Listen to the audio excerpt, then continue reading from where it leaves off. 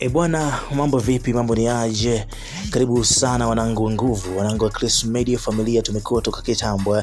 Of course tunaendelea kuzihesabu na kutoa taarifa mbalimbali ambazo zimezidi kuchukua nafasi kinoma noma. By the way, ninayo taarifa ambayo inatoka moja kwa moja Vietnam, ambayo inamhusisha binti moja pale bana kutokea pale Kenya, ambaye kwa siku ya kesho bana inadaiwa ndo siku yake ya mwisho kuweza kuivuta pumzi.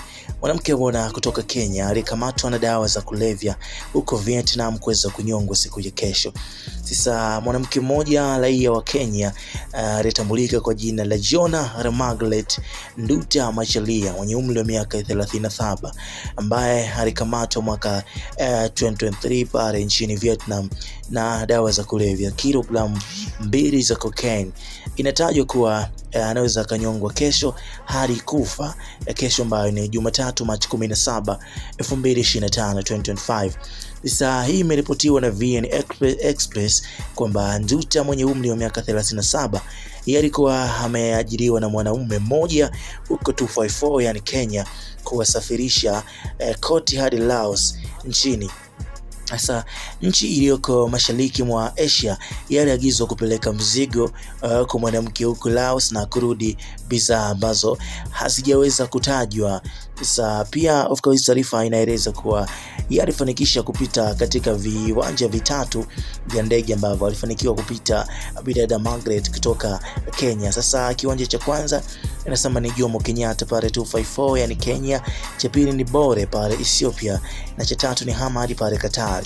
Sasa kabla ya kukamatwa aliweza kupita katika vituo hivyo hapo vitatu.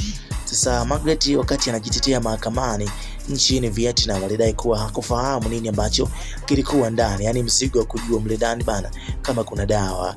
Sasa kwa mujibu wa taarifa kutoka Vietnam, Margaret atakula chakula chake cha mwisho kesho saa 1:30 usiku kisha kunyongwa saa 2:30 usiku.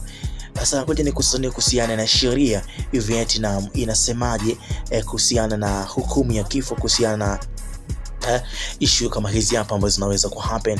Inakwambia siku ya Alhamis Machi 6, mahakama ya watu wa jiji la Ho Chi Minh ilimhukumu kifo Nduta, kiamalisha sera ya Vietnam kutovumilia kabisa makosa yanayohusiana na dawa za kulevya. Sasa bana, nchini mfumo wa kisheria wa nchi, watu wanaopatikana kwa hatia ya ulanguzi wa dawa za kulevya wanakabiliwa na baadhi ya adhabu kali duniani, ikiwa na pamoja na kufungwa kifungo cha muda mrefu kinoma au adhabu ya kifo kulingana na ukubwa wa kosa au uhalifu ambao unakuwa umeufanya.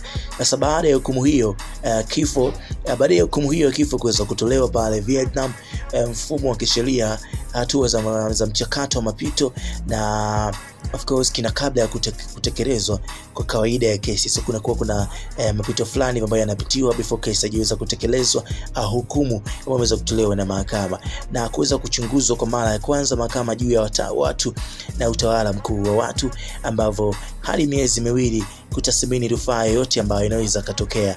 Tena mtu anayepatikana kwa hatia siku 7 kumwomba rais wa Tanzania amhurumie juhudi hizi zisipofaulu. Utekelezaji umeratibiwa, ingawa ratiba za matukio inafuatana kulingana na mambo ya kisheria, maelezo ya mahususi ya kesi. Sasa of course ni huko Vietnam ambako kesho saa 2:30 bibi moja anaenda kupotea.